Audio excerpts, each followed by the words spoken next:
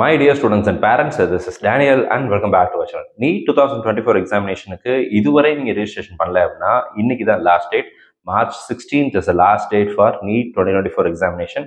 So far நீங்கள் registration ப்ராசஸை complete பண்ணாமல் இருந்தீங்க அப்படின்னா மேக் ஷுர் தட் இன்னைக்கு நைட்டுக்குள்ளே இன்னைக்கு ஈவினிங்குள்ளே நீங்கள் எல்லா ப்ராசஸையும் முடிக்கிறீங்க அப்படிங்கிறத வெரிஃபை பண்ணிக்கோங்க. ஆல்ரெடி சப்மிட் பண்ண கேண்டிடேட்ஸ்க்கு எந்த பிரச்சனையும் கிடையாது.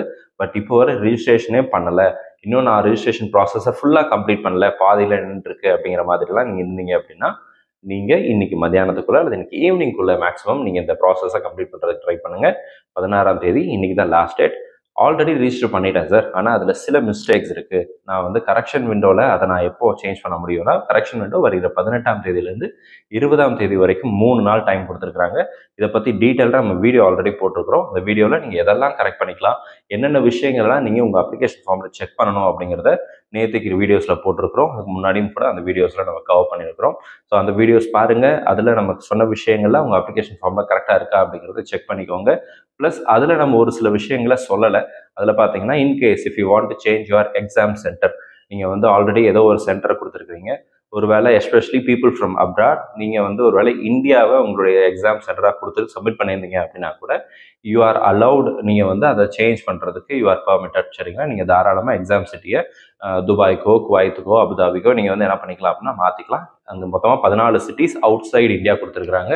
ஸோ நீங்கள் வந்து தாராளமாக உங்களுடைய அப்ளிகேஷன் ப்ராசஸில் எக்ஸாம் சென்டரையும் சேஞ்ச் பண்ணிக்கலாம். மீடியம் ஆஃப் கொஷின் பேப்பரை சேஞ்ச் பண்ண முடியுமான்னு கேட்டால் அதையும் நீங்கள் மாற்றிக்கலாம். You can choose Tamil, English, மொத்தமாக ஒரு ரீஜனல் லாங்குவேஜில் ஒரு 13 to 14 லாங்குவேஜஸ் கொடுத்துருக்காங்க. அதில் நீங்கள் எதை செலக்ட் பண்ணுறீங்களோ உங்களுடைய விருப்பத்துக்கு தகுந்த மாதிரி நீங்கள் செலக்ட் பண்ணிக்கலாம். நீங்கள் தமிழ் செலக்ட் பண்ணீங்க அப்படின்னா தமிழ்லையும் கொஸ்டின் பேப்பர் வரும், இங்கிலீஷ்லையும் கொஸ்டின் பேப்பர் வரும். In case if you select English, only questions will be there only in English. So அதை மட்டும் ஞாபகத்தில் வச்சுக்கோங்க. ஸோ நீங்கள் உங்களுக்கு பிடித்த மாதிரி உங்களுக்கு கம்ஃபர்டபுளான லாங்குவேஜ் ஆஃப் மீடியம் கொஸ்டின் பேப்பரை நீங்கள் வந்து செலக்ட் பண்ணிக்கலாம். ஸோ இந்த 2 விஷயங்கள் லாஸ்ட் போட்ட வீடியோவை கவர் பண்ணல. இது தவிர ஆல்ரெடி நீட் அப்ளை பண்ண மாணவர்கள் அப்ளிகேஷன் ஃபார்ம் எடுத்து வச்சுட்டு எதெல்லாம் வெரிஃபை பண்ணணும், எங்கெல்லாம் மிஸ்டேக் இருந்தால் கண்டிப்பாக மாற்றணும்னு சொல்லி நம்ம ஒரு வீடியோ போட்டிருக்கோம். நேற்றுக்கு போட்டோம் அந்த வீடியோவையும் பார்த்துருங்க. அது இன்னும் உங்களுக்கு ஒரு கிளாரிட்டியை கொடுக்கும். ஸோ இந்த வீடியோவுக்கு இது வரைக்கும் ஒரு வேளை நீங்கள் லைக் பண்ணால் பார்த்துட்டு இருந்தீங்க அப்படின்னா மறக்காமல் லைக் பண்ணிடுங்க. ப்ளஸ் உங்களுக்கு வேறு ஏதாவது கேள்விகளோ சந்தேகங்களோ இருந்துச்சு அப்படின்னா கீழே கமெண்ட் செக்ஷனை டைப் பண்ணுங்கள். அடுத்தடுத்த வீடியோவில் அதற்குரிய பதிலே பார்க்கலாம். All the very best and thanks so much.